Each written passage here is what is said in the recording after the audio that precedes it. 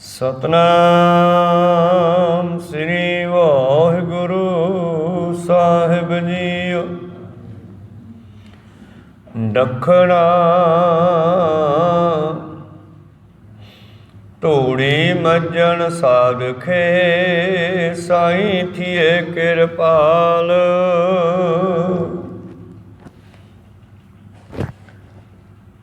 नंदे हब्बे थोकड़े नानक हर तन माल।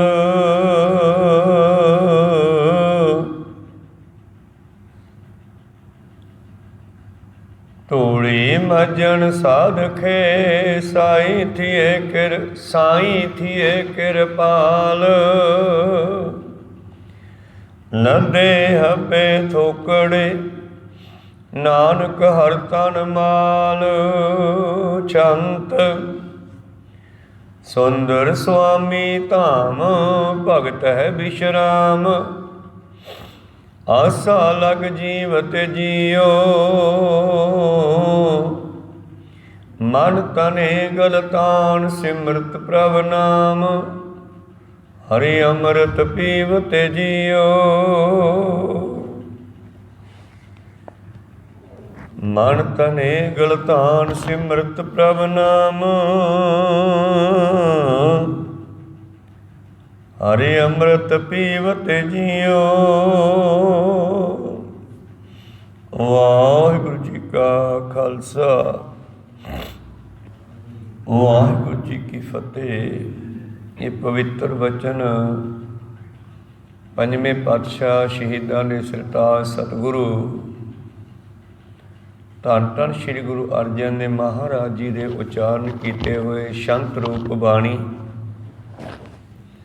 जो कि श्री गुरु अर्जन देव महाराज जी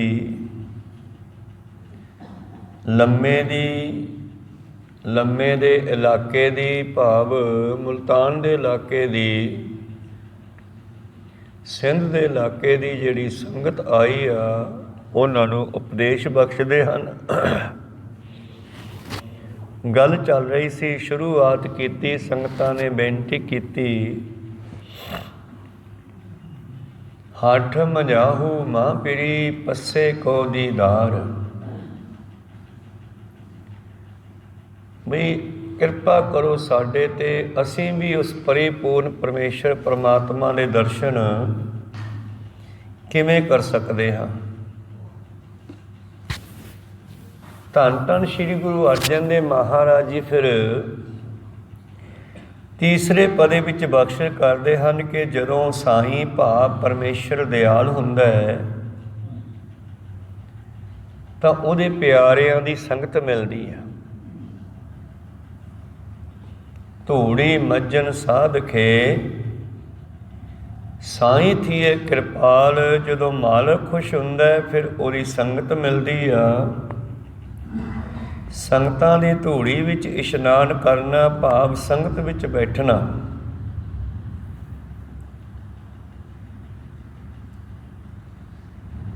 संगत विच बैठना धूड़ी दो तरह की है। एक धूड़ी उड्डण वाली भी है, वो है सेवा के रूप च। तप्पड़ झाड़ विछाण कर तप्पड़ झाड़ विछाए धूड़ी लाया भाई साहब भाई गुरदास जी कहते हैं। भाव संगतां की सेवा करनी है, दरियां झाड़नियाँ, इन्हें धूड़ उड्डदी आ, वो अपने उत्ते पैंदी है। मतलब कि सेवा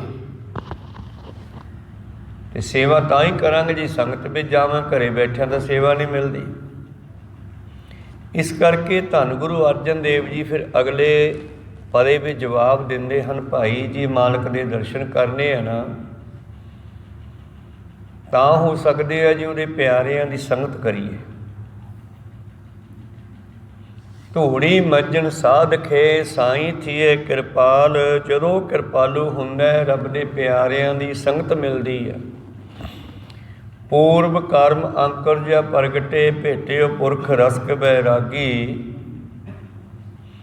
ਜਦੋਂ पूर्वले चंगे भाग जागते हैं तो फिर नाम जपण वालियां रूहां का मिलाप हुंदा है।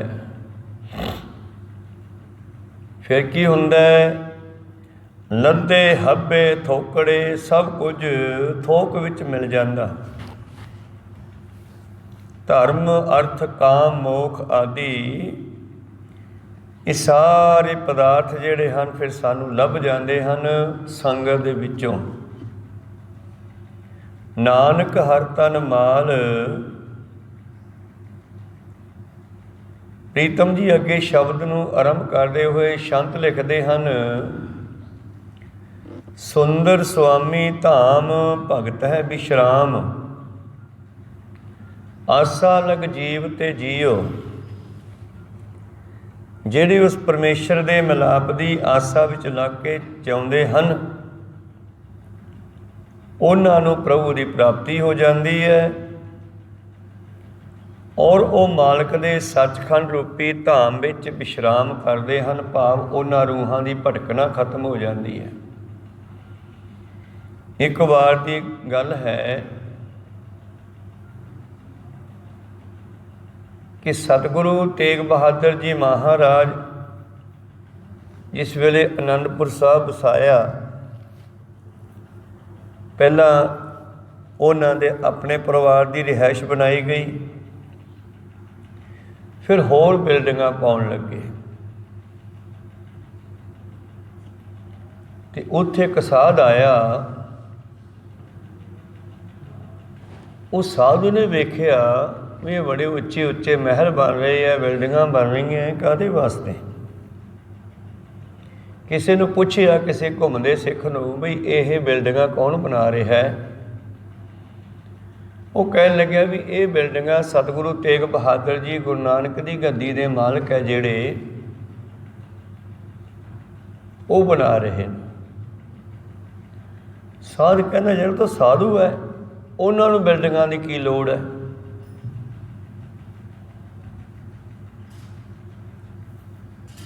ਉਹ ਸਾਧੂ ਹੈ, ਉਹਨਾਂ ਨੂੰ ਏਡੀਆਂ ਏਡੀਆਂ ਬਿਲਡਿੰਗਾਂ ਦੀ ਕਿਹੜੀ ਲੋੜ ਹੈ? ਨਾਮ ਜਪਣਾ, ਕਿਸੇ ਖੂੰਜੇ 'ਚ ਬਹਿ ਕੇ ਜਪ ਸਕਦਾ ਬੰਦਾ।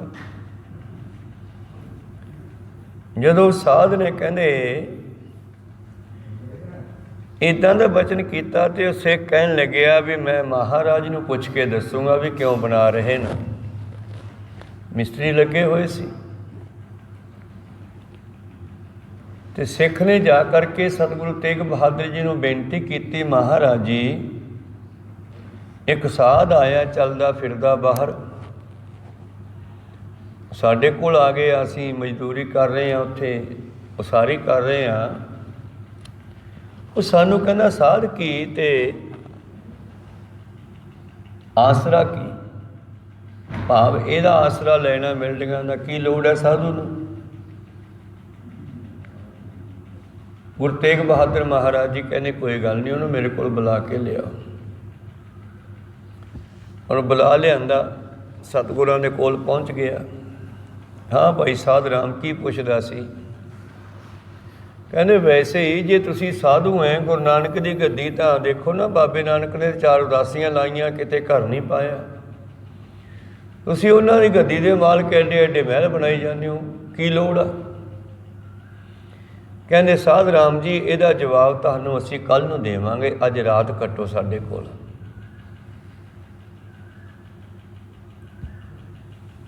ਕਹਿੰਦੇ ਸਾਧੂ ਨੇ ਉੱਥੇ ਰਾਤ ਕੱਟੀ, ਉਹਨੂੰ ਇੱਕ ਕਮਰੇ ਵਿੱਚ ਆਰਾਮ ਲਈ ਜਗ੍ਹਾ ਦੇ ਦਿੱਤੀ ਗਈ, ਉਹਨੇ ਵਿਸ਼ਰਾਮ ਕੀਤਾ। ਤੇ ਰਾਤ ਨੂੰ ਬੜੀ ਹਨੇਰੀ, ਝੱਖੜ, ਕੜਾ ਕਾਕੜਾ, ਮੀਂਹ ਹਨੇਰੀ ਬੜੀ ਆਈ। ਹੁਣ ਸਾਧ ਉਹ ਕਮਰੇ ਵਿੱਚ ਬੈਠਾ ਹੀ ਸੋਚਦਾ ਵੀ ਜੇ ਮੈਂ ਬਾਹਰ ਹੁੰਦਾ ਤੇ ਮਰ ਜਾਂਦੇ, ਅੱਜ ਤਾਂ ਬੜੇ ਗੜੇ ਪੈ ਰਹੇ ਆ। ਕਹੋ ਸਤਿਨਾਮ ਸ੍ਰੀ। ਜੇ ਬਿਲਡਿੰਗ ਨਾ ਹੁੰਦੀ ਅੱਜ, ਭਾਵੇਂ ਕਿ ਉਹ ਪਹਿਲੇ ਕਿਤੇ ਰਹਿੰਦਾ ਉਹ, ਪਰ ਜਦੋਂ ਕੋਈ ਮੀਂਹ ਹਨੇਰੀ ਚੱਲਦੀ ਹੈ ਬੰਦਾ ਕੋਈ ਨਾ ਕੋਈ ਓਟ ਆਸਰਾ ਤਾਂ ਲੈਂਦਾ ਹੀ ਹੈ ਨਾ। ਸਾਧ ਨੂੰ ਰਾਤ ਨੂੰ ਹੀ ਜਵਾਬ ਦੇ ਦਿੱਤਾ ਤੇਗ ਬਹਾਦਰ ਜੀ ਨੇ ਇਸ਼ਾਰੇ ਦੇ ਨਾਲ। ਜਦੋਂ ਹਨੇਰੀ, ਝੱਖੜ, ਮੀਂਹ, ਗੜੇ ਕਾਕੜੇ ਪਏ, ਫਿਰ ਸੋਚਦਾ ਵੀ ਯਾਰ ਹੈ ਜੇ ਮੈਂ ਬਾਹਰ ਹੁੰਦਾ ਤੇ ਮਾਰਿਆ ਜਾਂਦਾ। ਤੜਕੇ ਦਿਨ ਚੜ੍ਹਿਆ, ਜਦੋਂ ਦੀਵਾਨ ਸਜਿਆ ਪਾਤਸ਼ਾਹ ਜੀ ਦਾ, 9ਵੇਂ ਪਾਤਸ਼ਾਹ ਜੀ ਦੀ ਹਜ਼ੂਰੀ 'ਚ ਆ ਕੇ ਸਾਧ ਨੇ ਮੱਥਾ ਟੇਕਿਆ। तेग बहादुर जी कहते मिल गया जवाब भाई। कहना जी जवाब तो मैनू मिल गया रात ही, बड़ी हनेरी झक्खड़ मीह चलिया, चलो तुहाडे कमरे की ओट आसरे विच मैं रात कट लई, पर तुहानू इन्नियां बिल्डिंगां बनाउण दी की लोड़ है। गुरु तेग बहादुर जी कहते बिल्डिंगां असीं आपदे वास्ते नहीं बनाउंदे, तेरे वर्गे साधा वास्ते बनाउणे आ, गुरमुखां वास्ते बनाउणे आ, नाम जपण वालियां रूहां वास्ते बनाउणे आ। ये जिहड़ा असीं काम करदे आ ਇਹ ਉਹਨਾਂ ਨਾਮ ਜਪਣ ਵਾਲਿਆਂ ਵਾਸਤੇ ਹੀ ਬਣਾਈਆਂ ਜਾ ਰਹੀਆਂ ਜਿਨ੍ਹਾਂ ਨੂੰ ਨਾਮ ਜਪਦਿਆਂ ਕੋਈ ਦਿੱਕਤ ਨਾ ਆਵੇ। ਸੁੰਦਰ ਸੁਆਮੀ ਧਾਮ ਭਗਤ ਹੈ ਵਿਸ਼ਰਾਮ। ਇਹ ਜਿਹੜੇ ਧਾਮ ਘਰ ਬਣਾਏ ਜਾਂਦੇ ਨੇ, ਸਰਾਵਾਂ ਬਣਾਈਆਂ ਜਾਂਦੀਆਂ। ਬਾਬੇ ਨਾਨਕ ਨੇ ਵੀ ਧਰਮਸ਼ਾਲਾ ਬਣਾਈ ਸੀ। ਜਿੱਥੇ ਵੀ ਜਾਂਦੇ ਉੱਥੇ ਫਿਰ ਸਭ ਤੋਂ ਪਹਿਲਾਂ ਸੰਗਤ ਜਿਹੜੀ ਜੁੜਦੀ ਉਹਨੂੰ ਕਹਿੰਦੇ ਕਿ ਧਰਮਸ਼ਾਲਾ ਬਣਾਓ, ਇੱਥੇ ਸਾਂਝਾ ਥਾਂ ਬਣਾਓ ਜਿੱਥੇ ਬੈਠ ਕੇ ਤੁਸੀਂ ਸਤਸੰਗ ਕਰ ਸਕੋ। ਤੋ ਇਹ ਧਰਤੀ ਦੇ ਉੱਤੇ ਹੀ ਸੱਚਖੰਡ ਲਾ ਦਿੱਤਾ ਗੁਰੂ ਅਰਜਨ ਦੇਵ ਮਹਾਰਾਜ ਜੀ ਨੇ ਸ਼੍ਰੀ ਹਰਿਮੰਦਰ ਸਾਹਿਬ ਦਾ ਸਰੂਪ। ਇਹ ਪਰਮੇਸ਼ਰ ਦਾ ਸੱਚਖੰਡ ਹੈ। ਉੱਥੇ ਵੀ ਇਸ ਗੁਰਬਾਣੀ ਦਾ ਪ੍ਰਕਾਸ਼ ਹੈ ਤੇ ਇੱਥੇ ਵੀ ਇਹਦਾ ਪ੍ਰਕਾਸ਼ ਹੈ। तो उस साध नूं इस तरह सतगुरां ने तसल्ली कराई। मेरे प्रीतम जी कहते सुंदर स्वामी धाम भगत है विश्राम। फिर वो परमेश्वर के सचखंड रूपी धाम दे विच जाके विश्राम करते हैं। जिहड़े दुनिया विच रहिंदे होए उहनूं मिलण दी आस लैके जिउंदे हन। आसा लग जीव ते जीओ। जो अर्थ करांगे तो पिछली पंक्ति का पहला हो, मूढ़ली का बाद च होगा। शब्द लिखे है सुंदर स्वामी धाम भगत है विश्राम। किन्ना वास्ते आ? जिहड़े उहनूं मिलण दी आस लैके जिउंदे आ भी मैं मालक नूं मिलना। फिर उहदे कोल जाके आनंद माणदे आ। जिवें तुसीं दरियां ते बैठदे हो, बाहर मींह पै रहा है, बाहर हनेरी चल रही है, बाहर ठंडी हवा चल रही है, पर आपां इस सचखंड रूपी हर दरबार साहिब दे विच बैठ करके आनंद मान रहे हैं। को सतनाम श्री। तो ये उन्हां दे वास्ते है। सतगुरु अर्जन देव जी नूं सिंधी लोकां ने पुछिया सी कि महाराज हठ मजाहू मां पिरी, मेरे प्यारे नूं मिलन नूं जी करदा, पस्से को दीदार मैं दर्शन करना चाहुंदा। उत्थों फिर गल शुरू हुई। बाबा जी कहते संत शरनाई लभने, कोई रब दे प्यारे लभो। नानक प्राण आधार, जिन्हां दे जीवन का आसरा परमेश्वर का नाम होवे, जिन्हां ने नाम नूं आसरा बनाया होवे। मैं तो सब दा ही नाम आसरा है, पर दुनिया ने मन्निया नहीं। किसी ने किसी नूं आसरा मन्निया, किसी ने किसी नूं मन्निया। कोई कहना मेरे को माया बहुत है, मैनूं माया का सहारा है। कोई कहना मेरे घर बहुत है, मैनूं घरां दा सहारा है। कोई कहना मेरे रिश्तेदार बड़े है, मैन पावर। किसी को मैन पावर है, किसी को माया पावर है, किसी को कुर्सी की पावर है। कोई कहना मेरी मंत्री नाल सिद्धि है, कोई सतनाम सी। पर किसी ने भी उस परमेश्वर नूं अपना आसरा हजे तक नहीं मन्निया। बिरलिया ने मन्निया। उस परमेश्वर नूं जिहड़े आसरा मनते हैं वो हन संत। जिन्ना सास गिरास न विसरे, हर नामा मन मंत, धन से सही नानका पूर्ण सोई सत। दूजे कौन है? सब किछ अपना एक राम पराया। बाकी सारे कासे का आसरा लेंदे, राम का आसरा नहीं लेंदे। उन्हां दी गल नहीं करदा मैं। गुरु अर्जन देव जी कहने मैं उन्हां दी गल करदा। उन्हां नूं लभो किथे न हो। संत सरनाई लभणे, नानक प्राण आधार। कहने जी किवें लभणगे? जदों साईं थीए कृपाल, जदों परमेश्वर खुश हुंदा है। को सतनाम श्री। धूड़ी मज्जन साध खे, उन्हां साधुआं दे चरनां दी धूड़ी, भाव उन्हां दी संगत उदों मिलदी आ जदों साईं, इत्थे सस्से दी बिंदी नहीं लाई, पर उचारण करन वेले साईं पढ़ना है इसनूं। साईं थीए कृपाल, बस फिर क्या लद्दे हब्बे थोकड़े, अर्थ धर्म काम मोख, चार पदार्थ जे को मांगे सार जना की सेवा लागे, थोक विच मिल जूगा सब कुछ। नानक हर धन माल, नाले हरी मिल जू, नाले संसार के सुख मिल जाएंगे, सब कुछ मिल जाएगा। शांत फिर होर की मिलू जी? सुंदर स्वामी धाम, परमेश्वर का घर सुंदर घर। आसा लग जीव ते जीओ, किन्हां नूं मिलदा है? जिहड़े उहनूं मिलण दी इच्छा लैके जिउंदे आ। मन तने गलतान, जिहड़े मन करके तन करके गलतान हो जाते हैं। गलतान होना की है? एक मिक हो जाना। जिन्हां नूं सब कुछ भुल जावे, कहो सतनाम सी। गलतान जिवें घिओ खिचड़ी हो जाना। जिवें पिंडां दे विच लोग छत्तां ते मिट्टी लाउण वास्ते तूड़ी ते मिट्टी गालदे आ, कई दिनों पई रहिंदी आ, फिर तूड़ी मिट्टी विच गल के एक मिक हो जाती है। गलतान दा मतलब परमेश्वर नाल एक मिक हो जाना, अपना आपा खत्म कर देना। कोई कवि लिखदा है, मिटा दे अपनी हस्ती अगर किछ मर्तबा चाहे। जे तू चाहुंदा है कि मैनू कोई पदवी मिल जाए, जिवें गुरमुखां नूं ब्रह्म ਗਿਆਨੀਆਂ नूं भाई पारो नूं मिली परमहंस, भाई पारो नूं कहंदे परमहंस। जे तू चाहना है कि मैनू परमेश्वर की प्राप्ति हो जाए तो अपने आप नूं खत्म कर दे। किवें भला? मिटा दे अपनी हस्ती को अगर किछ मर्तबा चाहे।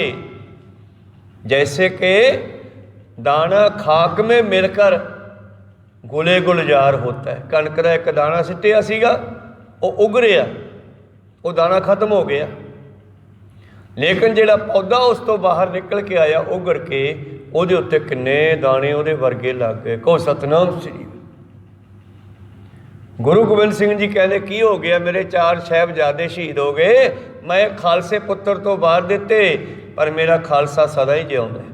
4 मुए तो क्या हुआ, जीवत कई हजार, इन पुत्र ने के शीस पर वार दिए, सुत 4 खैर। मन तने गलतान, मैं गल करदा कि जदों मन करके तन करके कोई उहदे विच एक मिक हो जाए, घिओ खिचड़ी हो जाए, ऐसा हो जाए जैसा रविदास जी कहते हैं, तो ही मोही मोही तो ही अंतर कैसा। सूई दे नक्के जिन्ना बाल जिन्ना भी जदों सिख ते गुरु विच फर्क ना रहे। कहो सतनाम श्री। फिर गल बनती है, मन तने गलतान कादे नाल? सिमरत प्रभ नाम, नाम दे विच डुब जावे।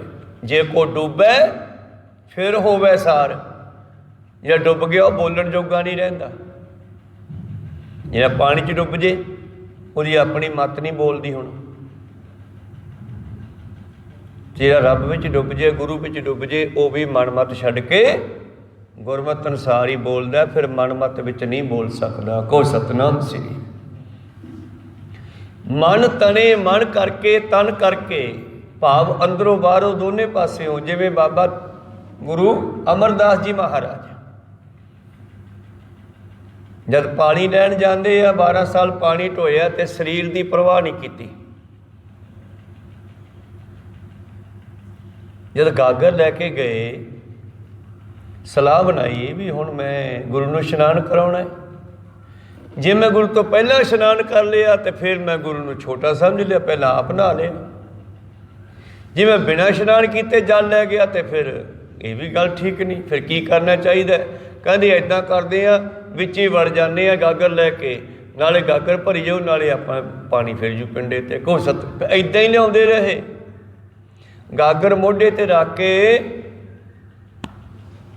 ब्यासा दरिया दे विच वड़ जांदे ते उन्ना क डूंगा चले जाते जिथे जाके गागर डुब जाती। वो चोला गिला उस तरह गिला हो जाता, लिया के फिर कपड़े बदल लेंदे, चोला सुका लेंदे। इस तरह मतलब बेपरवाह हो जाना संसार वालों। दुनिया कुछ भी कहे, कुड़माचारी की भी परवाह नहीं की। और कुड़मा के विचों भी मुंडे वाले पासे भतीजा विआहिया गुरु अंगद देव जी के घर, उन्होंने पुत्री नूं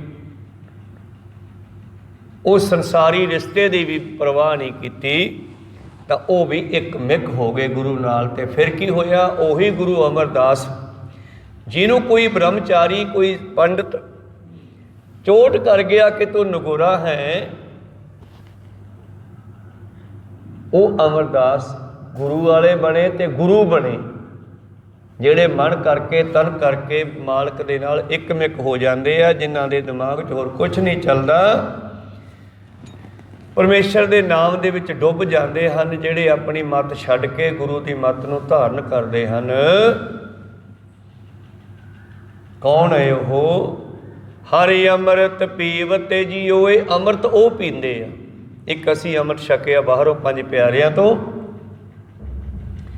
ਪੰਜ ਪਿਆਰਿਆਂ ਨੇ ਸਾਨੂੰ ਜੁਗਤੀ ਦੱਸ ਦਿੱਤੀ ਬਈ ਇਹ ਅੰਮ੍ਰਿਤ ਇੱਦਾਂ ਤਿਆਰ ਹੋਇਆ, ਤੇ ਹੁਣ ਤੁਸੀਂ ਰੋਜ਼ ਬਾਣੀ ਪੜ੍ਹ ਕੇ ਆਪਣੇ ਅੰਦਰੋਂ ਬਣਾ ਲਿਆ ਕਰੋ। ਕਹੋ ਸਤਿਨਾਮ ਸ੍ਰੀ।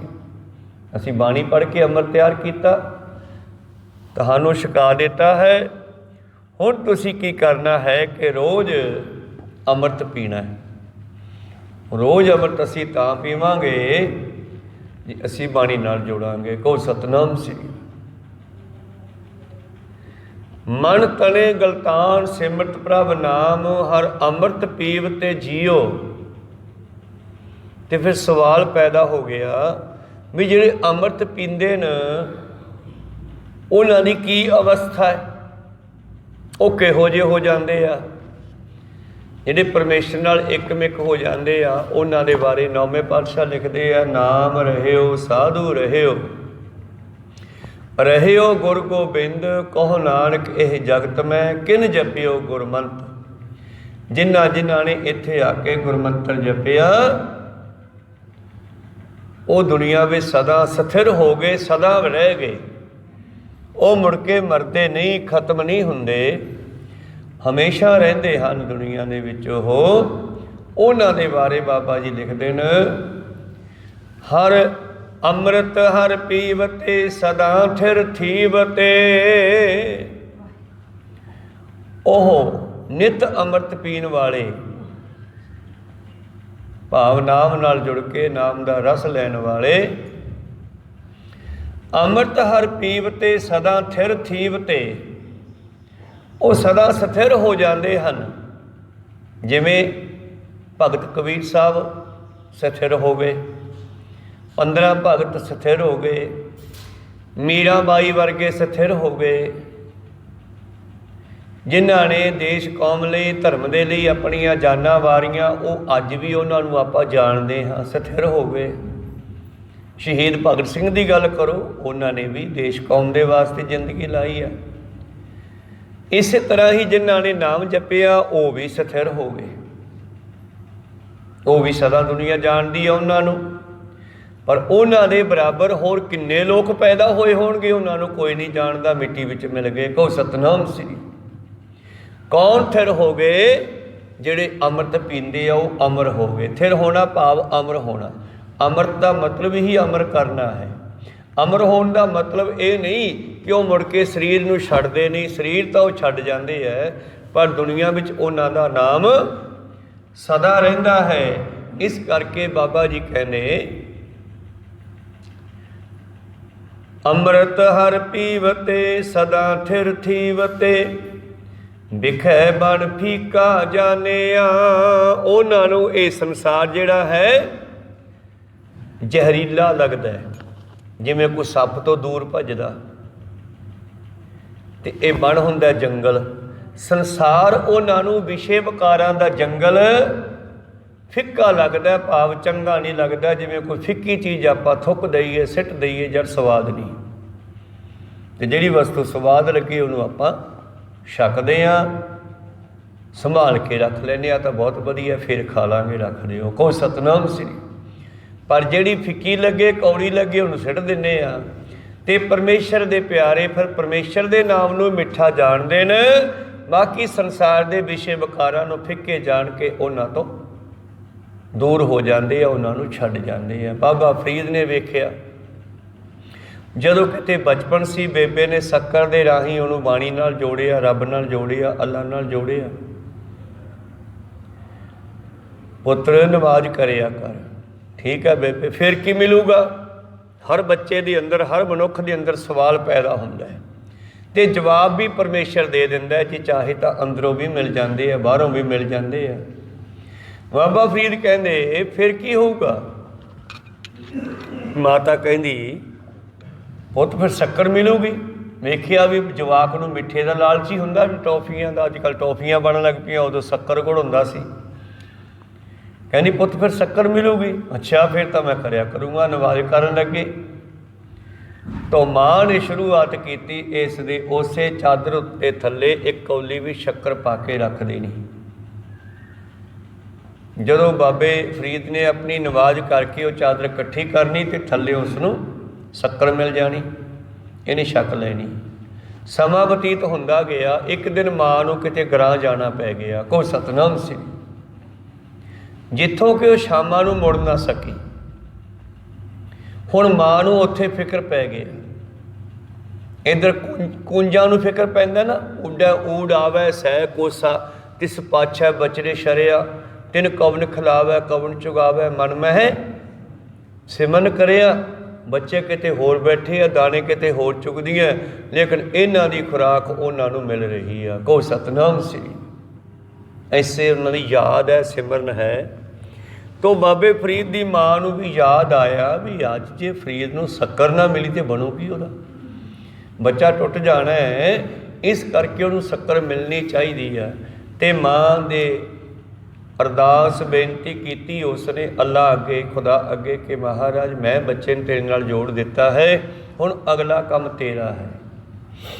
ਅੱਜ ਮੈਂ ਨਹੀਂ ਪਹੁੰਚ ਸਕਦੀ ਪਰ ਤੂੰ ਹਰ ਥਾਂ ਤੇ ਪਹੁੰਚ ਸਕਦਾ ਹੈ। ਕਿਰਪਾ ਕਰ ਅੱਜ ਫਰੀਦ ਨੂੰ ਸ਼ੱਕਰ ਪਹੁੰਚਾ ਦੀ, ਕਿਤੇ ਟੁੱਟ ਨਾ ਜਾਵੇ।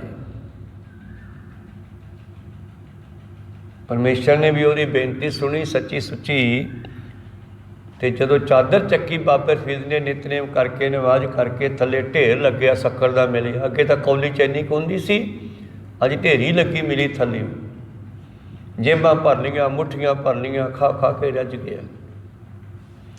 ਬੇਬੇ ਨੇ ਪੁੱਛਿਆ ਫਰੀਦ ਅੱਜ ਸ਼ੱਕਰ ਮਿਲ ਗਈ ਸੀ ਕੱਲ੍ਹ ਤੈਨੂੰ?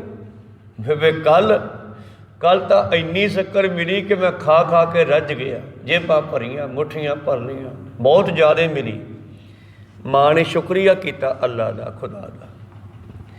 ਅੱਗੇ ਸਮਾਂ ਪਾ ਕੇ ਬਾਬੇ ਫਰੀਦ ਦੀ ਭਗਤੀ ਚੱਲਦੀ ਰਹੀ, ਪਰਪੱਕ ਹੋ ਗਏ। ਜਦੋਂ ਜਾ ਕੇ ਇਹਨਾਂ ਨੂੰ ਵੀ ਨਾਮ ਦਾ ਰਸ ਆਇਆ, ਅੰਮ੍ਰਿਤ ਦਾ ਰਸ ਆਇਆ, ਫਿਰ ਉਹਨਾਂ ਨੇ ਧਿਆਨ ਮਾਰਿਆ ਪਿੱਛੇ ਸ਼ੱਕਰ ਦੇ ਸਵਾਦ ਕਰਨੀ, ਸੰਸਾਰ ਦੇ ਸਵਾਦਾਂ ਕਰਨੀ, ਦੁੱਧ ਕਰਨੀ, ਗੁੜ ਕਰਨੀ, ਸ਼ਹਿਦ ਕਰਨੀ, ਇਹ ਸਭ ਕੁਝ ਮਿੱਠੀਆਂ ਚੀਜ਼ਾਂ, ਪਰ ਨਾਮ ਤਾਂ ਉਦੋਂ ਵੀ ਮਿੱਠਾ। ਤੇ ਫਿਰ ਕਹਿ ਉੱਠੇ ਸ਼ੱਕਰ ਖੰਡ ਨਿਵਾਤ ਗੁੜ, ਮਾਖਿਓ ਮਾਂਝਾ ਦੁੱਧ। ਸ਼ੱਕਰ ਖੰਡ ਨਿਵਾਤ ਹੁੰਦੀ ਹੈ ਮਿਸ਼ਰੀ, ਗੁੜ, ਮਾਖਿਓ ਸ਼ਹਿਦ, ਮਾਂਝਾ ਅੰਬ, ਮਾਝਾ ਅੰਬ ਨੂੰ ਕਹਿੰਦੇ ਆ, ਔਰ ਦੁੱਧ। ਇਹ ਸਾਰੀਆਂ ਵਸਤੂਆਂ ਮਿੱਠੀਆਂ ਹਨ ਮਹਾਰਾਜ। ਸਭੇ ਵਸਤੂ ਮਿੱਠੀਆਂ ਪਰ ਰੱਬ ਨਾ ਪੁੱਜਣ ਤੁਧ, ਪਰ ਤੇਰੇ ਨਾਮ ਦੀ ਜਿੰਨੀਆਂ ਮਿੱਠੀਆਂ ਨਹੀਂ ਹੈਗੀਆਂ। ਕੋ ਸਤਨਾਮ ਸੀ। ਪ੍ਰੀਤਮ ਜੀ ਕਹਿੰਦੇ ਅੰਮ੍ਰਿਤ ਹਰ ਪੀਵ ਤੇ ਸਦਾ ਥਿਰ ਥੀਵ ਤੇ ਜਿਨ੍ਹਾਂ ਨੇ ਬਹੁਤਾ ਮਿੱਠਾ ਖਾਧਾ ਹੋਵੇ ਉਹਨਾਂ ਨੂੰ ਥੋੜ੍ਹਾ ਮਿੱਠਾ ਫਿਰ ਫਿੱਕਾ ਲੱਗਦਾ। ਤੁਸੀਂ ਸਿੱਧਾ ਗੁੜ ਖਾ ਲਓ ਤੇ ਚਾਹ ਫਿੱਕੀ ਲੱਗਦੀ ਆ। ਕੋ ਸਤਨਾਮ ਸੀ। ਇਸੇ ਤਰ੍ਹਾਂ ਹੀ ਜਿਨ੍ਹਾਂ ਨੇ ਨਾਮ ਦਾ ਰਸ ਪੀ ਲਿਆ ਉਹਨਾਂ ਨੂੰ ਸੰਸਾਰ ਦੇ ਰਸ ਫਿੱਕੇ ਲੱਗਦੇ ਹਨ। ਅੰਮ੍ਰਿਤ ਹਰ ਪੀਵ ਤੇ ਸਦਾ ਥਿਰ ਥੀਵ ਤੇ ਵਿਖੈ ਬਣ ਫੀਕਾ ਜਾਣਿਆ। ਉਹਨਾਂ ਨੂੰ ਇਹ ਸੰਸਾਰ ਰੂਪੀ ਜੰਗਲ ਜਿਹੜਾ ਹੈ ਵਿਸ਼ੇ ਵਿਕਾਰਾਂ ਦਾ ਘਰ, ਉਹਨਾਂ ਨੂੰ ਇਹ ਵਿਸ਼ੇ ਵਿਕਾਰ ਚੰਗੇ ਨਹੀਂ ਲੱਗਦੇ, ਇਹ ਫਿੱਕੇ ਲੱਗਦੇ ਹਨ। ਭਏ ਕਿਰਪਾਲ ਗੋਪਾਲ ਪ੍ਰਭ ਮੇਰੇ।